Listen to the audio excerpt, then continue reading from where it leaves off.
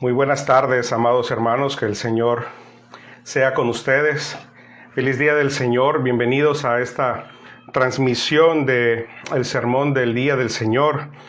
Le pido que abramos la palabra de Dios en el capítulo 13, versículos 6 al 9 del Evangelio de Lucas. De verdad espero que sus corazones, sus almas estén listas para meditar la palabra de nuestro Dios. Recordará que al principio del capítulo 13, esto como contexto de nuestro pasaje de hoy, unas personas que están entre la multitud con la que nuestro Señor está interactuando, en cierto momento quieren demostrar que tenían discernimiento, y para esto se refieren a dos eventos muy dolorosos en la comunidad. El primero fue una masacre en el templo por orden de Poncio Pilato, y el segundo tiene que ver con un accidente cuando 18 personas fallecen aplastados por la torre de Siloé. Y estas personas que están entre la multitud argumentan que aquellas tragedias eran una muestra del juicio de Dios sobre estas personas por ser impías, por ser pecadores. Y usted recordará que Jesús les responde: ustedes siguen sin entender, ustedes siguen sin discernir. El mensaje detrás de esos eventos es que a menos que se arrepientan, ustedes también perecerán. Ustedes se creen mejores y más justos que aquellas personas que fallecieron. Pero lo cierto es que ustedes deben arrepentirse o igualmente morirán en sus delitos y pecados. Bueno, entonces el tema del arrepentimiento continúa en nuestra exposición de hoy, cuyo título es Fertilidad o destrucción. Es el título de la exposición de esta ocasión, fertilidad o destrucción. Ante nosotros tenemos una parábola, y esa parábola trata sobre el juicio de Dios contra la nación de Israel, porque ella no se había arrepentido y no había producido fruto, y ordena que sea cortada. Pero entonces en la parábola, el viñador de esta viña, valga la redundancia, intercede por Israel y le ruega a Dios que no traiga juicio inmediato, y entonces se le perdona un año más en la parábola, siendo esa una imagen de la última oportunidad de Israel para arrepentirse. En Lucas capítulo 13, del versículo 6 al versículo 9, Jesús está diciendo que Israel se enfrenta a un punto de inflexión en su historia. Israel o se arrepiente o perecerá, porque merece el juicio de Dios. Con eso en mente, por favor, oremos antes de leer y meditar la palabra de nuestro Dios. Padre Celestial, te damos gracias por tu palabra. Y Padre, antes de meditar tu palabra, confesamos que tú eres el Rey y Señor, digno de nuestra gratitud, amor y obediencia. Confesamos que hemos pecado contra ti. Estos días hemos amado más a otras cosas o personas que a ti. Hemos desobedecido consciente e inconscientemente tu ley, y rogamos que nos limpies de nuestros pecados. Te pedimos que por tu Espíritu Santo abras nuestros ojos, oídos, corazones y mentes para ver, escuchar y entender. Redargúyenos, convéncenos y concédenos arrepentimiento y fruto de arrepentimiento. Te pedimos todas estas cosas en el nombre de Jesús. Amén. Lucas capítulo 13, del versículo 6 al versículo 9, así dice el Señor. Y les dijo esta parábola: cierto hombre tenía una higuera plantada en su viña, y fue a buscar fruto de ella y no la halló. y vino al viñador. Y dijo al viñador, mira, hace 3 años que vengo a buscar fruto en esta higuera y no lo hallo. Córtala, porque ha de cansar la tierra. Entonces respondiendo le dijo, Señor, déjala por este año todavía, hasta que yo cabe alrededor de ella y le eche abono. Y si da fruto el año que viene, bien, y si no, córtala. El Espíritu Santo escriba su verdad eterna en nuestros corazones. En los primeros capítulos de Apocalipsis, Juan tiene una visión gloriosa de nuestro Señor Jesucristo, quien le ordena a Juan escribir una serie de cartas a distintas iglesias que son descritas como candeleros. Y Jesús se describe a sí mismo al inicio de la primera carta de la siguiente manera: el que tiene las 7 estrellas en su diestra. Y dice, el que anda en medio de los 7 candeleros de oro, estas las iglesias, dice esto, yo conozco tus obras. En otras palabras, lo que nuestro Señor le está diciendo a Juan es lo siguiente: Juan, escribe lo que te voy a decir. Y lo primero que quiero que sepan las iglesias es que ando en medio de las iglesias, supervisando, revisando, y deben saber que yo conozco, que yo estoy al tanto de sus obras. Yo conozco cómo viven. Yo sé de si en realidad son lo que dicen ser o no, y conozco, estoy al tanto de las áreas o cosas que han descuidado. Y mis amados, estas palabras son real en este día, en este momento. Justo en este momento estamos siendo escudriñados, estamos siendo conocidos, nuestras obras, nuestras conductas, nuestros frutos están siendo revisados. Ahora, ¿qué cree que Jesús diría si asistiera a una de nuestras reuniones donde se ha predicado el Evangelio, donde se ha exhortado a amar a Jesús más que al mundo, donde se han presentado todas las evidencias apropiadas que indican que Él es el Señor, que Él es el Rey y que nosotros debemos someternos a su voluntad, pero no hay fruto? ¿Qué diría Jesús? ¿Qué le diría Jesús a una persona que dice ser parte o pertenecer a una comunidad bíblica, pero cuya religión en la práctica carece de fruto? ¿Qué le diría Jesús a un grupo de personas que dicen amarlo, pero no aman al prójimo? ¿Cuáles serían las palabras de Jesús a una persona que le llama Señor, pero no hace su voluntad? Mire, durante casi 3 años, Jesús ha recorrido varios sitios en Israel, aprovechando cada ocasión para hacer señales, para hacer milagros, para enseñar, para predicar a las multitudes que el reino de Dios se ha acercado, demostrando que Él es el Mesías, que Él es el Cordero de Dios que quita los pecados. Estas personas en la multitud, estas personas o la multitud no son personas neófitas en los asuntos de la religión.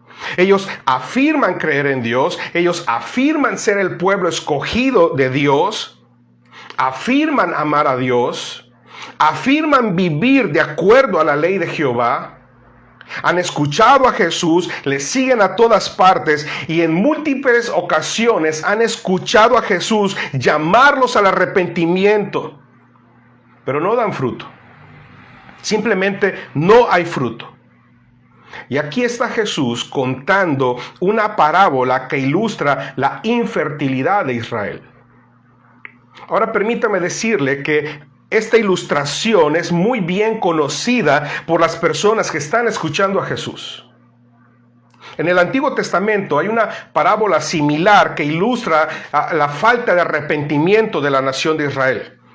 En Isaías capítulo 5, Dios compara a Israel con una viña y dice: tenía mi amado una viña en una ladera fértil, La había cercado y despedregado y plantado de vides escogidas. Había edificado en medio de ella una torre y había hecho también en ella un lagar y esperaba que diese uvas y dio frutas silvestres.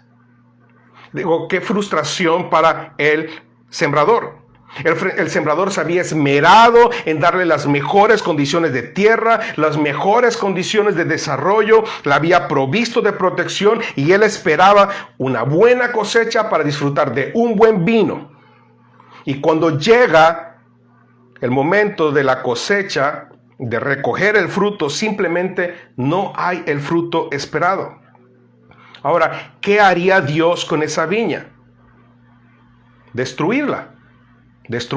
Así continúan las palabras de Dios en Isaías 5. Os mostraré pues lo que haré yo a mi viña. Le quitaré su vallado y será consumida. Aportillaré su cerca y será hollada. Haré que quede desierta, no será podada ni cavada, y crecerán en él cardo y los espinos. Y aun a las nubes les ordenaré que no derramen lluvia sobre ella. Y dice, ciertamente la viña de Jehová de los ejércitos es la casa de Israel, y los hombres de Judá, planta deliciosa suya. Esperaba juicio, y he aquí vileza, justicia, y aquí clamor. En la parábola de Isaías, Israel era la viña sin fruto. Las uvas o el fruto que Dios deseaba ver crecer en esta viña eran el fruto de la justicia y la rectitud, pero en lugar de esas gracias, Israel produjo uvas silvestres. Israel produjo injusticia e impiedad.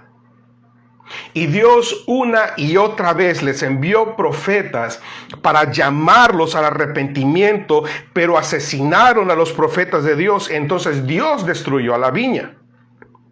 En nuestra parábola, la higuera es Israel, y el fruto que se espera es el fruto del arrepentimiento. Y ya no es por profetas que son llamados al arrepentimiento, sino por el mismo Dios hecho hombre. ¿Y cuál es el fruto? Obstinación, rebelión, oposición, menosprecio, arrogancia e hipocresía. Y usted sabe qué es lo que harán finalmente con Jesús. Ellos harán lo mismo que hicieron con los profetas, lo matarán. Ahora bien, esta parábola está ofrecida a la nación de Israel. Ese es el contexto histórico de la parábola. Está ofrecido a la nación de Israel, pero aunque está ofrecido a Israel, no la podemos separar de su aplicación personal. Dicen las Escrituras en 1 Corintios 10:11 que estas cosas les sucedieron como ejemplo y fueron escritas como enseñanza para nosotros. De tal forma que nosotros tenemos que extraer los principios de esta parábola ofrecida a Israel.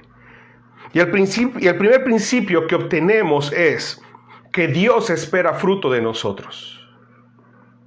Dice la parábola, cierto hombre tenía una higuera plantada en su viña y fue a buscar fruto de ella y no lo halló.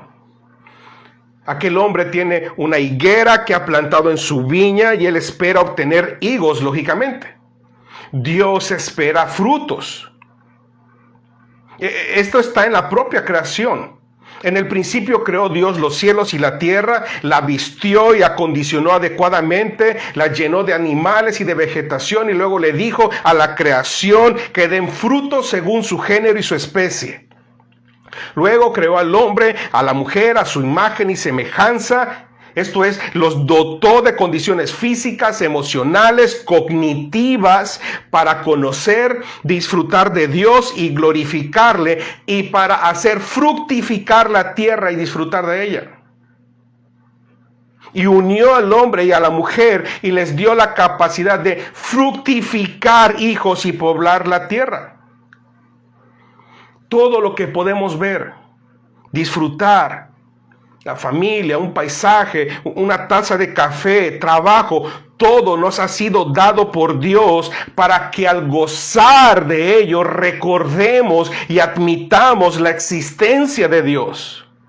Recordemos que Él es el creador y sustentador, y entonces le agradezcamos, le alabemos y le honremos y usemos todos esos dones, todos esos bienes, todos esos recursos y relaciones y condiciones para su gloria.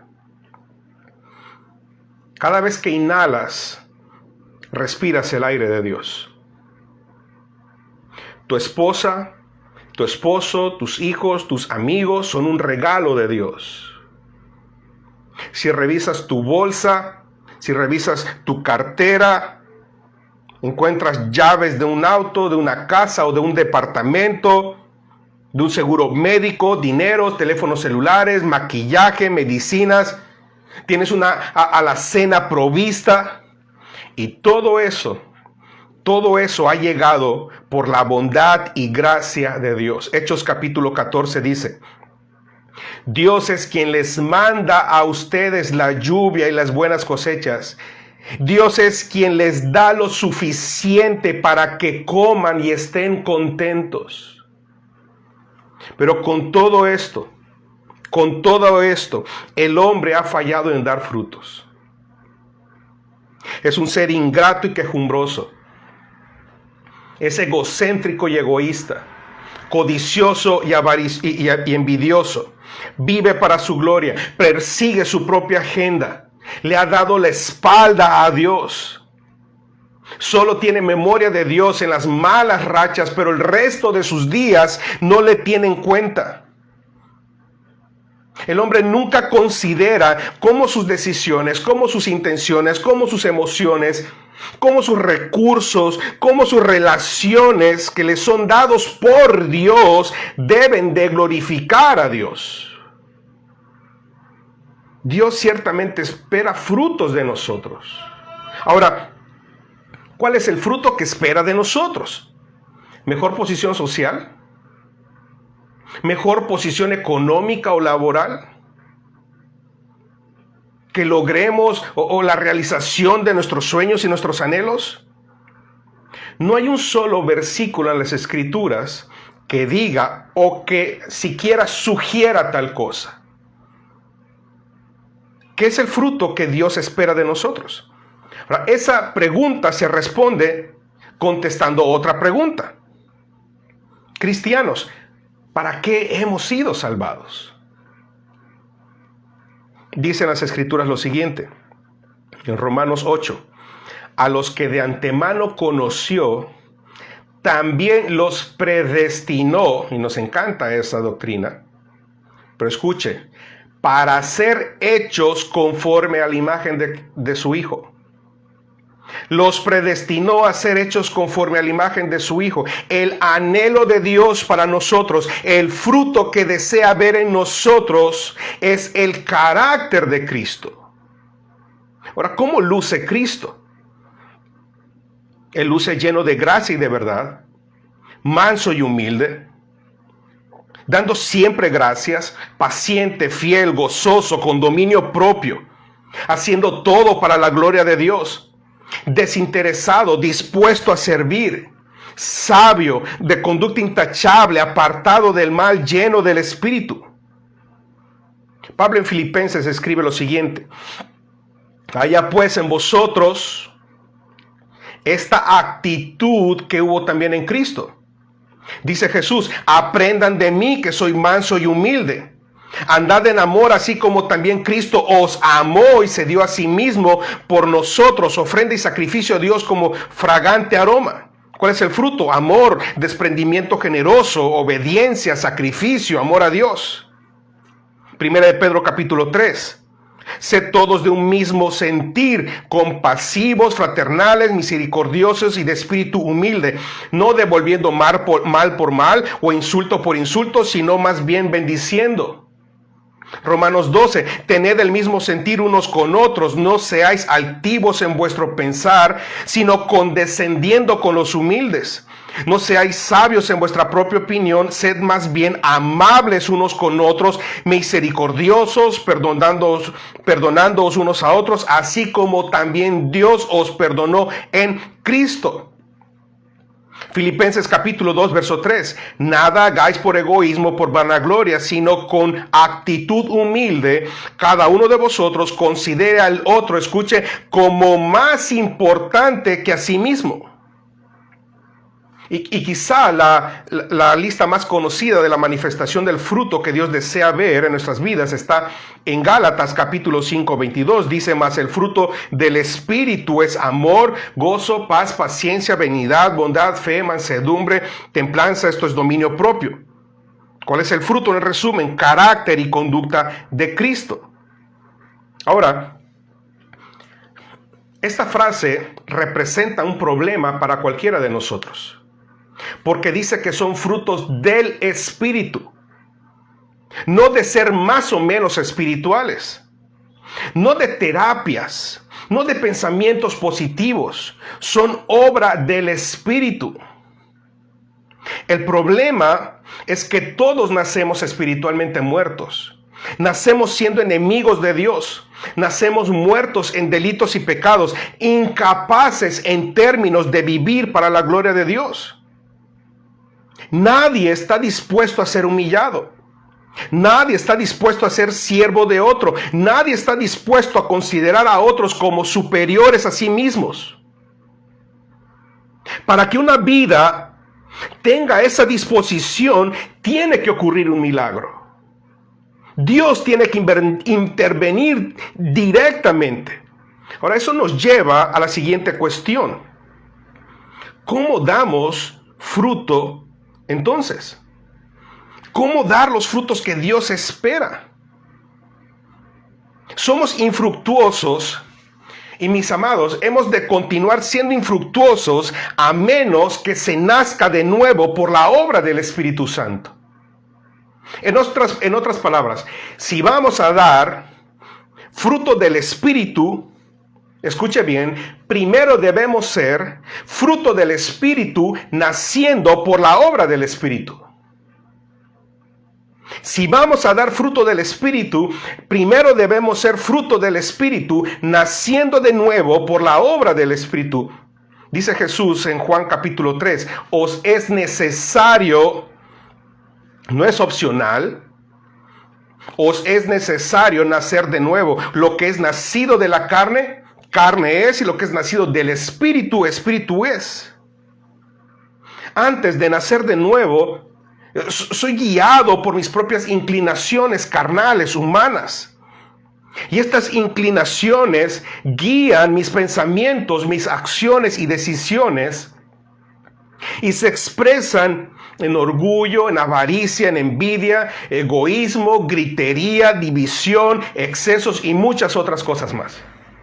De tal forma que nada de lo que es nacido de la carne puede servir y agradar a Dios. 1 Corintios 2:14. Pero el hombre natural, este es el hombre carnal, no acepta las cosas del Espíritu de Dios, porque para él son necedad y no las puede entender porque se disciernen espiritualmente. Romanos 8:7, la mente puesta en la carne es muerte, pero la mente puesta en el Espíritu es vida y paz, ya que la mente puesta en la carne es enemiga de Dios, porque no se sujeta a la ley de Dios, pues ni siquiera puede hacerlo. Es infructuoso. Y los que están en la carne no pueden agradar a Dios. Todo pecador debe partir por reconocer que no es capaz por sí mismo, admitir sus propios pecados y clamar a su Hacedor para que su Santo Espíritu traiga nueva vida, una nueva mente, anhelos renovados, inclinaciones, pensamientos y decisiones enfocados en la gloria de Dios. Por supuesto, todavía tengo una carne que desea satisfacer sus deseos, pero ahora estos deseos son vencidos y ya no tienen poder sobre mí, pues ahora vivo conforme a la guía y el poder del Espíritu Santo. Yo puedo vencer todo esto. Es precisamente por haber nacido del Espíritu y por el Espíritu que ahora vive en mí que puedo resistir y vencer la tentación y asimismo permanecer crucificado a los deseos de la carne y vivir para Cristo. Con Cristo estoy juntamente crucificado. Ya no vivo yo, mas Cristo vive en mí. Y lo que vivo en la carne, lo vivo en la fe del Hijo de Dios. Entonces, primero debe nacer del Espíritu, nacer de nuevo. Es así como empieza la buena obra de Dios en nosotros, haciéndonos dar fruto, renovándonos. Ahora, lo segundo que necesitamos es ser podados por Dios. Dice nuestro Señor: yo soy la vid verdadera y mi Padre es el viñador, el labrador. Todo sarmiento que en mí no da fruto, lo quita. Y todo el que da fruto, lo poda para que dé más fruto. ¿Qué hace? Podarnos, limpiarnos. Esta es la obra de santificación a la que estamos sometidos. Dios nos poda utilizando dificultades en la vida para moldearnos y formarnos para ser más como Él y entonces incrementar nuestra capacidad de amarlo y servirle a Él y servir a su pueblo. Las circunstancias difíciles en las que Dios nos coloca y orquesta para podarnos es una muestra de que Dios está comprometido a continuar y terminar la obra que empezó en ti y en mí. Y mientras Él nos sigue limpiando, nosotros rogamos como David en el Salmo 51, oh Dios, límpiame más y más de mi maldad. Límpiame más y más. Decía un teólogo puritano, mejor ser podados que cortados y arder en la hoguera. Digo, esto es así para el que ha nacido de nuevo. Anhela ser más y más limpio, más y más parecido a Cristo. Anhela más de Cristo, más del reino y menos del mundo y menos de Él en él. Entonces necesitamos nacer de nuevo, necesitamos ser podados. Otra cosa más que necesitamos es dependencia perseverante de Cristo. Juan capítulo 15, 4 y 5, Jesucristo dice, permaneced en mí y yo en ustedes. Como el pámpano no puede dar fruto por sí mismo, si no permanece en la vid, así tampoco ustedes, si no permanecen en mí.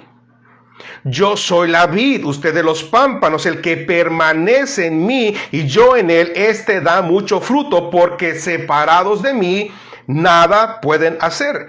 Digo, esto es bastante claro, ¿cierto? Le doy un ejemplo. Escribe Pablo en Colosenses 1:6. Este evangelio está dando fruto y creciendo en todo el mundo, como también ha sucedido entre ustedes, colosenses, desde el día en que supieron de la gracia de Dios y la comprendieron plenamente. ¿Qué está ocurriendo con los colosenses? ¿Qué es lo que está diciendo Pablo? No es que alguna vez dieron fruto o algo parecido a un fruto y ya no dieron fruto. Es que dieron fruto y han continuado dando fruto. Eso es perseverancia, constancia, permanencia. No desviarse, esto es dependencia total de Dios.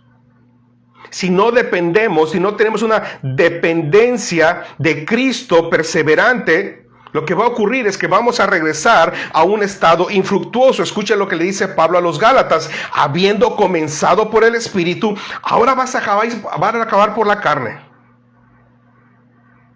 Empezamos por el Espíritu y continuamos dependiendo de Él, del poder del Espíritu. Esto es dependencia perseverante de Cristo.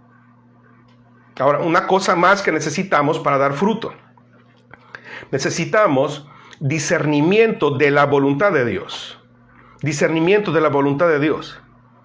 Una vez más, Pablo a los colosenses. Pedimos a Dios, pedimos que Dios les haga conocer plenamente su voluntad con toda sabiduría y comprensión espiritual. ¿Cuál es el propósito, Pablo? Para que vivan de manera digna del Señor, agradándole en todo. Y dice, esto implica dar fruto en toda buena obra, crecer en el conocimiento de Dios y ser fortalecidos en todo sentido con su glorioso poder. ¿Qué quiere decir esto? La falta de conocimiento y discernimiento es una constante fuente de error e inestabilidad. Por lo tanto, Pablo deseaba que estos hermanos fueran enseñados debidamente en las cosas de Dios.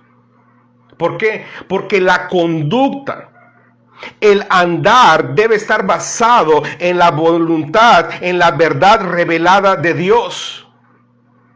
De esa manera hemos de dar fruto en cada buena obra que realicemos. La pregunta es, ¿cómo conozco la voluntad de Dios? ¿Cómo conozco la voluntad de Dios? En las Escrituras.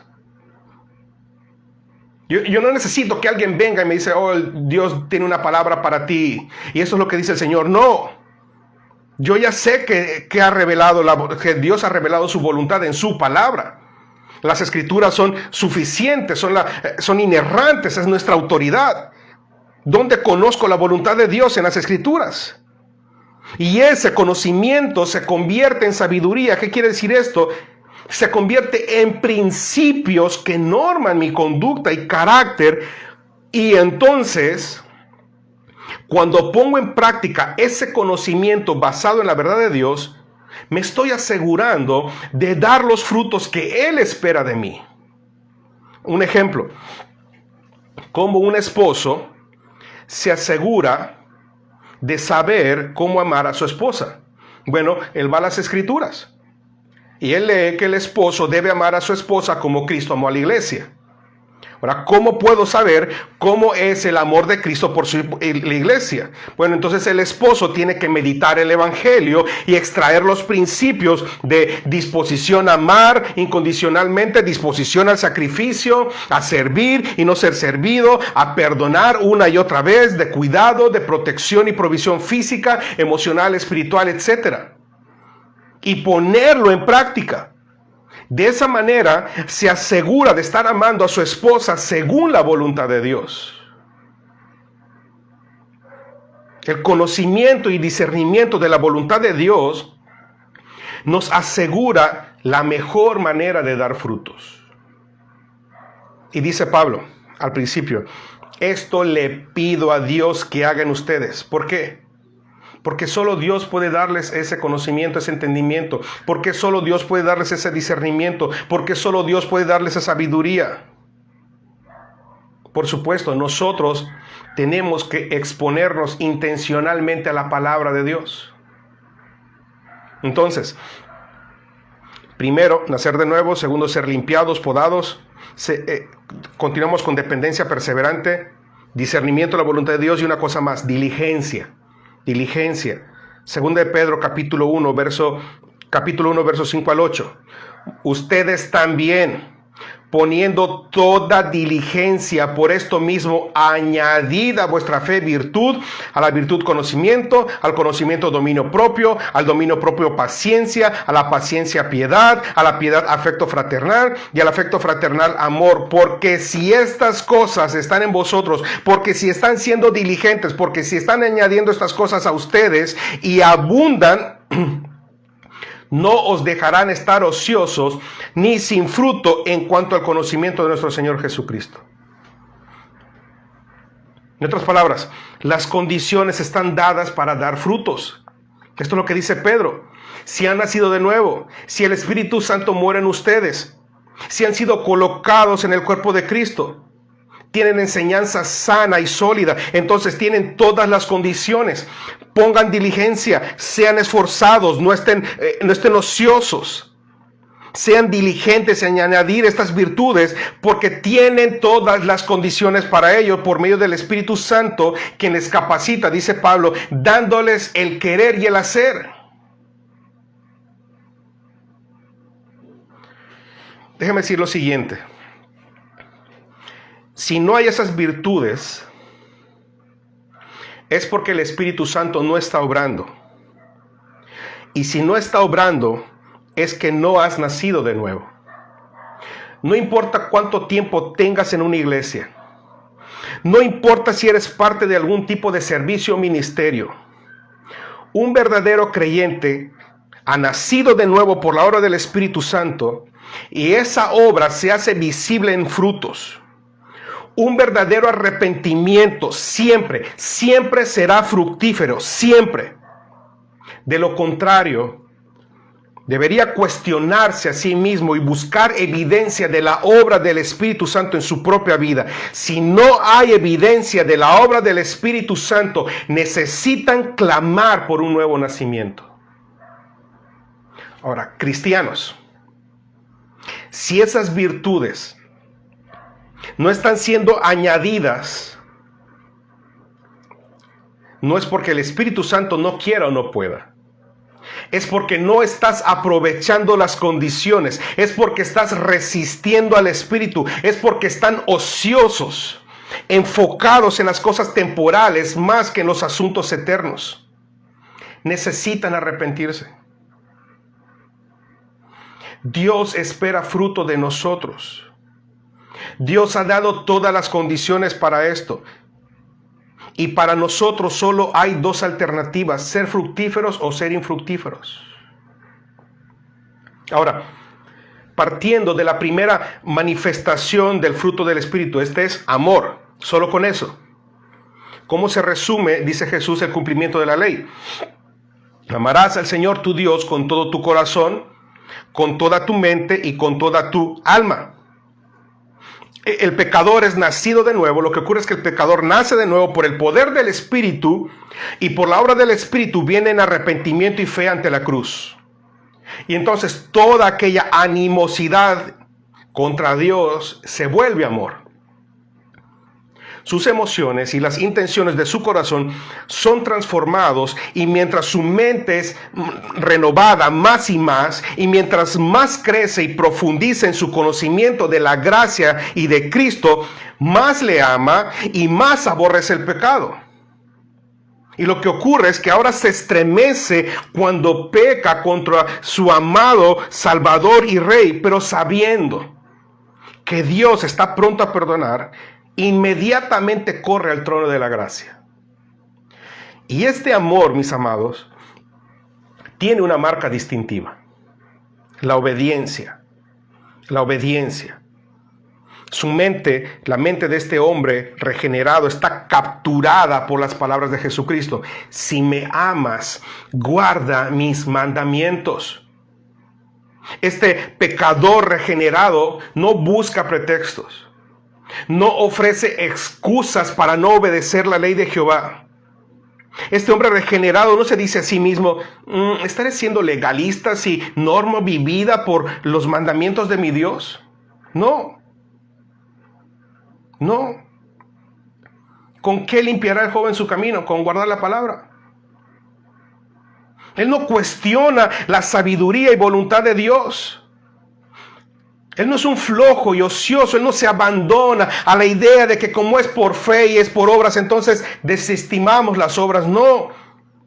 Él ha de ocuparse de buenas obras, como Pablo le escribe a Tito, que nuestro pueblo aprenda a ocuparse en buenas obras para que no estén sin fruto. Y ese amor de Dios derramado en él no solo regresa en amor a Dios, sino que se traduce en amor por su prójimo. Continúa: amarás al Señor tu Dios, y dice, y a tu prójimo como a ti mismo. También dice, en esto conocerán que son mis discípulos, en que se amen unos a otros. Y aquí hay un detalle, y es que la psicología humana, la sabiduría de este mundo ha sido llevada a la iglesia, y se dice que el problema detrás de nuestro déficit de amor por los demás es que no nos amamos lo suficiente. Pero la sabiduría y consejo de Dios dice todo lo opuesto. El problema es que nos amamos en exceso a nosotros mismos. Si quieres asegurarte de cumplir este mandamiento, debes imitar a Jesús. Ámense unos a otros como yo les he amado. El principio no es más amor propio. Tenemos demasiado de eso. El principio es imitar el amor de Cristo por nosotros. El principio es: toma tu cruz y niégate a ti mismo. Crucifica el deseo de ser el primero. Crucifica tu egoísmo. Crucifica la envidia. Crucifica la falta de misericordia. Niégate a ser el centro. Porque nuestro déficit de amor a los demás es resultado y muestra de que estamos demasiado centrados en nosotros mismos. Es evidencia de que no estamos creciendo en gracia y conocimiento de Jesucristo. Porque al ser capturados por el amor del Padre, quien sin yo merecerlo entrega a Jesús, quien a su vez por gracia se despoja a sí mismo y vive y sufre en mi lugar para reconciliarme con Dios. Mientras más crezco en ese conocimiento y entendimiento, más y más me despojo de creer que todo se trata de mí. Que yo merezco el mejor trato de los demás. Ya no reclamo, sino soy intencional en aprovechar oportunidades para servir como fui servido, para ser agradecido, para vivir con gozo, para dar de gracia de lo que de gracia he recibido, imitando el amor generoso e incondicional de nuestro Dios. Mis amados, la gracia es el antídoto para no tener un concepto más alto que el que debemos tener de nosotros mismos y poder amar a los demás como a nosotros mismos. Eso es amar a otros como a nosotros mismos. Servirles como me gustaría ser servido y como he sido servido por el Hijo de Dios. El que ama así se goza en la prosperidad de los demás. No es envidioso. No es codicioso. El que ama así está dispuesto a sobrellevar las cargas de los demás. El que ama así no busca una plataforma para liderar, sino para servir. No tiene problema con pasar desapercibido. No tiene inconveniente, no tiene problema con considerar a otros como superiores a él. Y así como Dios es amor, y el amor no hace nada indebido, no busca lo suyo, no se irrita, no guarda rencor, no se goza de la injusticia, mas se goza de la verdad, todo lo sufre, todo lo cree, todo lo espera, todo lo soporta. El amor nunca deja de ser. Así nos proponemos diligentemente amar a los demás, empezando en casa y después en nuestras otras relaciones. Ahora déjeme darle un par de ejemplos de creyentes fructíferos. Escucha el testimonio de Pablo acerca de la iglesia en Tesalónica. Damos siempre gracias a Dios por vosotros, haciendo memoria de vosotros en nuestras oraciones, acordándonos sin cesar delante de Dios y Padre nuestro de la obra de vuestra fe, del trabajo de vuestro amor y de vuestra constancia en la esperanza de nuestro Señor Jesucristo. Note, fe, amor y constancia. En palabras de Pedro, esta no es la descripción de creyentes ociosos. Y dice Pablo: porque conocemos, hermanos amados de Dios, de vuestra elección, es decir, estamos seguros que Dios los ha elegido para salvación. Ahora la pregunta es: ¿cómo puedes estar tan seguro, Pablo? ¿Cuáles son las evidencias? Dice: pues nuestro evangelio no llegó a vosotros en palabras solamente, sino en poder en el Espíritu Santo. Y ustedes, como resultado, vinisteis a ser imitadores de nosotros y del Señor, recibiendo la palabra en medio de gran tribulación, con gozo del Espíritu Santo, de tal manera que habéis sido ejemplo a todos los de Macedonia y Acaya que han creído. Porque partiendo de vosotros ha sido divulgada la palabra del Señor, no solo en Macedonia y Acaya, sino también en todo lugar vuestra fe en Dios se ha extendido, de modo que nosotros no tenemos necesidad de hablar nada, porque ellos mismos cuentan de nosotros la manera en que nos recibisteis y cómo os convertisteis de los ídolos a Dios para servir al Dios vivo y verdadero y esperar de los cielos a su Hijo, el cual ha resucitado de los muertos, Jesús, que nos libra de la ira venidera. ¿Cuáles son los frutos? Carácter y conducta bíblica. Abrazaron el evangelio en medio de gran tribulación, constancia, amor, verdadera fe. Mientras en tribulaciones muchos abandonan o buscan excusas para no obedecer, estos hermanos en medio de gran tribulación perseveran y continúan dando fruto. Sus vidas inspiran a otros cristianos, incluso cristianos de otros lugares lejanos. Ellos han sido ejemplo para la gente de Macedonia y Acaya y mucho más allá. Otro fruto, verdadero arrepentimiento y lealtad a Dios. Se convirtieron a Dios para servir al Dios vivo y verdadero. Otro fruto, ellos tienen anhelo por Cristo y esperan a su Hijo. Le doy otro fruto de creyentes fructíferos. De nuevo Pablo, ahora a los Filipenses, capítulo 4, partiendo del 10. En gran manera me gocé en el Señor de que ya al fin habéis revivido vuestro cuidado de mí, de lo cual también estabais solícitos, pero os faltaba oportunidad.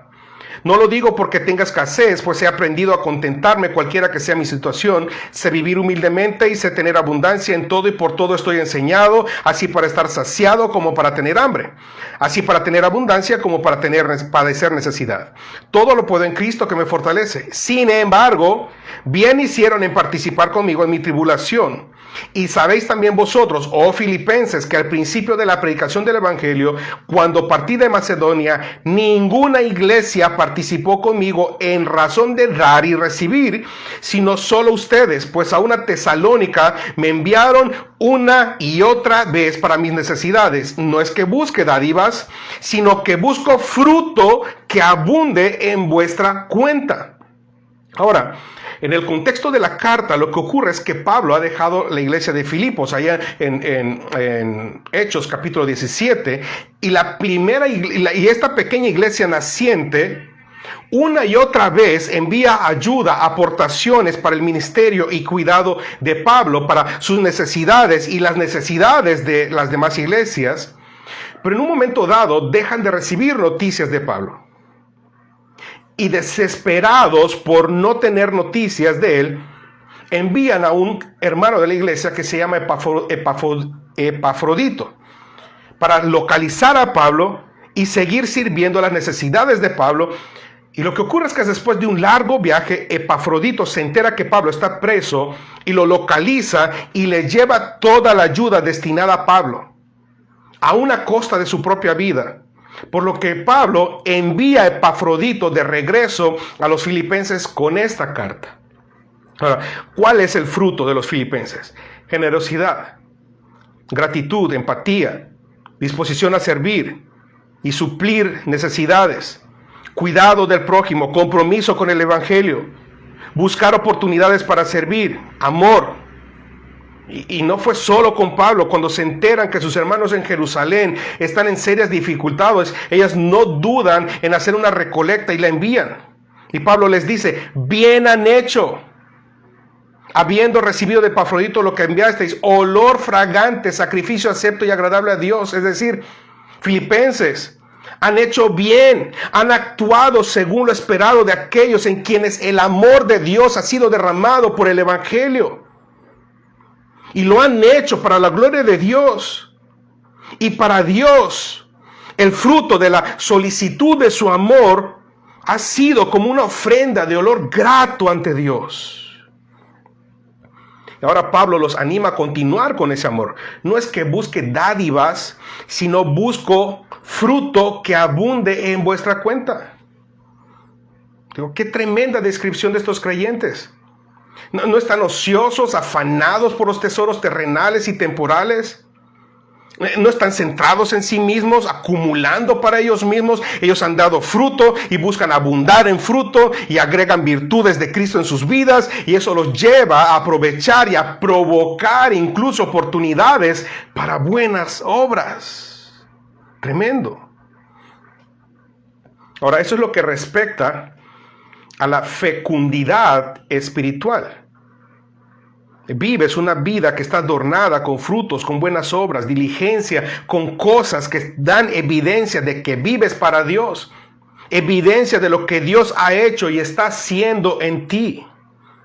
Ahora, Hemos terminado la parábola continúa y avanzamos en nuestro segundo enunciado. Dios no solo espera fruto de nosotros, Dios viene en busca de frutos. Verso 7, y dijo al viñador, mira, hace 3 años vengo a buscar fruto en esta higuera y no la hallo. Córtala. ¿Por qué de alcanzar la tierra? Dios esperaba fruto de Israel. Dios viene a buscar el fruto y hace rendir cuentas a Israel. Dios viene buscando y nos hace rendir cuentas del fruto. Cosas que le importan, cosas que se esperan en personas que afirman haberse arrepentido y vueltos a Dios. Dios viene buscando fruto de corazones que alguna vez fueron de piedra y que se supone que ahora son de carne. Fruto que se espera cosechar de un alma que se entiende ha sido regenerada y que está creciendo en su entendimiento de la gracia y conocimiento de Jesucristo. Ahora, mis amados, esto nos enseña dos cosas. Lo primero es que nuestras vidas están siendo examinadas por Dios para ver si hay fruto de fe verdadera. Y debe ser importante que ese fruto sea visto, porque de lo contrario tendrá severas repercusiones con implicaciones eternas. Nuestras vidas están siendo examinadas hoy mismo, ahora mismo.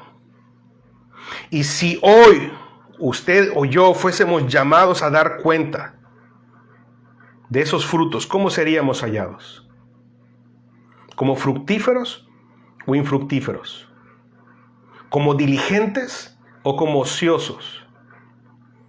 ¿Como sabios o como necios? ¿Con el carácter de Cristo o con el carácter de Satanás? ¿Como verdaderos creyentes o como impostores? ¿Como amadores de Dios o como idólatras? Dios viene a pedir que le demos cuenta de todo lo que nos ha dado para la gloria de su nombre. Cuestión es, ¿dónde están los frutos de la vida, del tiempo, de los recursos económicos, de los recursos espirituales, de las relaciones, de las condiciones? A Dios le importan nuestros frutos. La cuestión es, ¿a nosotros nos importa que a Dios le importe que demos frutos? Tomemos con seriedad las palabras de Jesús. Nuestras vidas están siendo examinadas en este momento. Y han venido siendo examinadas desde hace mucho tiempo. Y el hacha está a la raíz de todo árbol. Y todo árbol que no dé buen fruto será cortado. ¿Qué le hizo el Señor a la viña estéril de Isaías 5? Arrancó las enredaderas de la vid, derribó los muros y dejó que la tierra volviera a la esterilidad. La abandonó para que fuera morada de bestias salvajes y de cardos y de arbustos. ¿Qué dijo que le haría a la iglesia en Apocalipsis? Le quitaría su luz, la abandonaría, la dejaría en su obstinada oscuridad, incapacitada para dar luz. Una vez más, nuestro Señor Jesús en Juan 15 dice, yo soy la vid verdadera y mi Padre es el labrador. Y continúa diciendo, todo pámpano que en mí no da fruto será cortado. Digo, esto es lógico. ¿Qué sentido tiene un pámpano que se está alimentando de la vid pero no produce fruto? En la parábola de Jesús dice, ¿por qué debería gastar la tierra? Es decir, ¿por qué debería seguir recibiendo nutrientes de la tierra si no sirve para nada, si no da fruto? Córtala, deshazte de ellas. Entonces, lo primero que quiere que entendamos es que nuestras vidas están siendo examinadas. Segundo, que Dios ha sido muy paciente. Dios ha sido muy paciente. Dice, hace 3 años que vengo buscando fruto en esta higuera y no lo hallo. Esta es una descripción de lo que Dios ha estado haciendo en Israel por más de 2000 años, partiendo de Abraham y los patriarcas y el pacto, pasando por Moisés y los jueces y los reyes y los profetas, que les han hablado la palabra de Dios, pero sin fruto. Y ahora el Padre, una muestra de misericordia y paciencia, les envía, no otro profeta, no cualquier profeta, les envía su propio Hijo amado, y hasta ahora nada. Pero no es solo una imagen de la nación de Israel, es una imagen y una advertencia para cualquier pueblo, para cualquier persona que haya estado, que esté bajo el ministerio de la gracia, de los medios de gracia de Dios. El obispo J.C. Ryle comenta de este pasaje lo siguiente, y cito: nuestro Señor enseña esta lección comparando a la iglesia judía de su época con una higuera plantada en un viñedo. Esta era exactamente la posición de Israel en el mundo. Fueron favorecidos recibiendo la ley de Dios, se hicieron cosas por ellos que nunca se hicieron para Egipto o Nínive o Babilonia o Grecia o Roma. Y era justo y correcto que dieran fruto para Dios. Se podría esperar y se debería esperar razonablemente que hubiera más fe, más arrepentimiento, más santidad, más piedad en Israel que en cualquier otra nación de la tierra. Esto es lo que Dios buscaba y no fue hallado. Pero continúa: pero debemos mirar más allá de la nación judía si queremos aprovechar al máximo esta parábola que tenemos ante nosotros. Debemos mirar a las iglesias cristianas. Tenemos luz, verdad, doctrina, promesas, preceptos, recursos y condiciones que los paganos no tienen. Cuán vastas son las ventajas de las que disfrutamos. Nunca olvidemos que Dios espera de nosotros fruto. No olvidemos la estrecha conexión entre privilegio y responsabilidad. Todos estamos lo suficientemente listos para disfrutar de nuestra posición como cristianos, pero somos muy lentos para recordar que somos responsables ante Dios por todo lo que disfrutamos, y a quien se le dé mucho, se le exigirá mucho. Como nación de Dios, la iglesia, somos la nación más favorecida de la tierra. Somos, en el sentido más verdadero, una higuera plantada en un viñedo, y no olvidemos que nuestro gran maestro busca fruto. Fin de la cita. Con toda la luz que el Señor les ha dado, con todos los sermones y enseñanzas y consejerías y charlas en innumerables servicios dominicales en el Día del Señor, presencial o como ahora online, o en sus casas, con todo lo que han visto y oído antes o ahora, conociendo sus propios corazones, les pregunto: ¿se han arrepentido? Se han arrepentido, se siguen arrepintiendo. Hay fruto en sus vidas de que esté a la altura del arrepentimiento. ¿Han creído en el Evangelio? ¿Es Dios en quien se deleitan más que en cualquier otra cosa? ¿Están creciendo en el conocimiento y gracia de Cristo? ¿Anhelando piedad, anhelando santidad? ¿Anhelando que el reino de Dios venga y se haga su voluntad? ¿Deseando que los enemigos de Dios vengan y estén puestos como estrados a sus pies? Digo, ¿amas a Dios y amas sus mandamientos? ¿Cuáles son las razones para no obedecer? ¿A quién le vamos a echar la culpa? ¿A la carne? ¿Al COVID? ¿Al gobierno? ¿A las situaciones políticas? ¿A las circunstancias económicas? ¿A quién? ¿De qué se trata tu religión? ¿De decir amén y vivir para ti? ¿Es tu adoración de labios mientras tu corazón está lejos de Él? ¿Perseveras y eres diligente o eres inconstante y ocioso? Sabes que Él espera fruto. Sabes que serás llamado a dar cuentas de todo. Sabes el destino de los ociosos. Sabes el destino de los necios. Aún así no temes. Arrepiéntanse. Dios ha sido paciente y es paciente. Dios es el Dios de infinita paciencia que esperó 120 años a que la sociedad en los días de Noé se arrepintiera antes de destruirla con el diluvio. Él es el Dios de infinita paciencia que envió profetas tras profetas a instar a los hebreos a volverse a Dios antes de enviarlos al exilio durante 70 años. Y ese mismo Dios espera pacientemente que seamos fructíferos antes de que llegue el día de cortar y destruir todo árbol infructífero. Si no ha sido cortado, es porque Dios es lento para la ira y grande en misericordia. Dice Dios: no me complazco en la muerte del impío, sino en que el impío se aparte de su camino y viva. Volveos de vuestros malos caminos. El Señor no tarda en cumplir su promesa de volver de juicio final, según algunos entienden la tardanza, sino que es paciente para con ustedes, no queriendo que nadie perezca, sino que todos vengan al arrepentimiento. Si ha retardado su juicio, es porque pacientemente espera que nos volvamos a Él de todo nuestro corazón y demos frutos que glorifiquen su nombre. Pero no debemos olvidar algo: el juicio está en camino y es inminente que todo árbol infructuoso sea cortado y usado para el fuego que arde eternamente. Ahora, aquí está la gracia de Dios, aquí está el Evangelio. Mira el final del pasaje. Él entonces respondiendo le dijo: Señor, déjala por este año todavía, hasta que yo cabe alrededor de ella y le eche abono. Y si da fruto el año que viene, bien, y si no, córtala. Jesús está intercediendo. Este es el viñador. Jesús es el viñador intercediendo por la higuera, por una oportunidad más para la higuera. Jesús pide un poco más de paciencia para que se arrepientan y den frutos de arrepentimiento.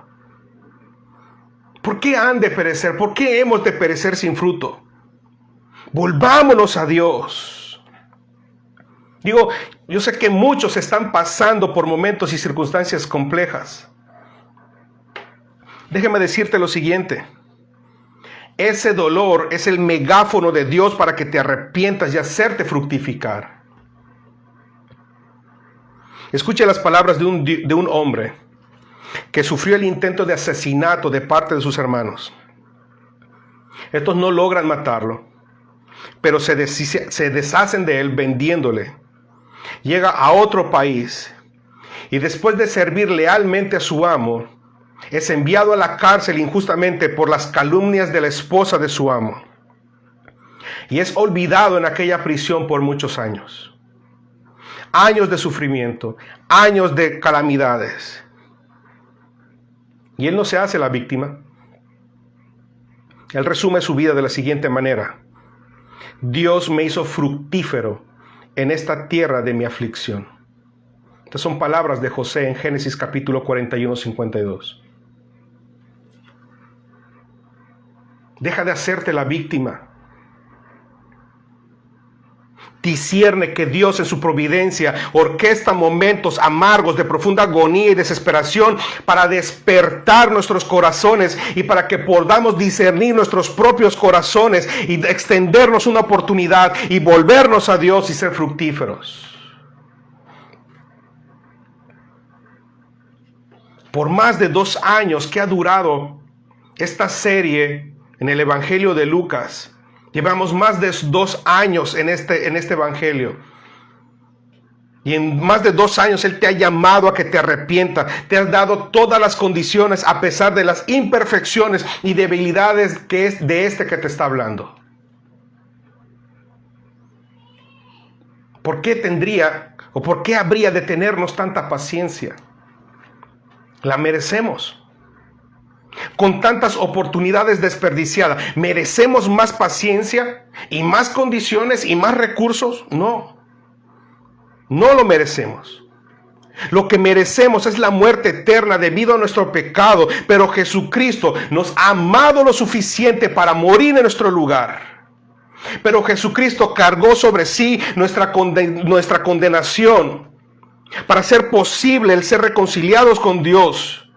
Ofreció su sangre para limpiarnos de toda maldad y darnos su espíritu para poner toda nuestra fe, toda nuestra esperanza y todo nuestro amor en Él, mientras nos despojamos más y más de todo peso y pecado que nos asedia, para correr la carrera que tenemos por delante y dar frutos para la honra y gloria de su nombre.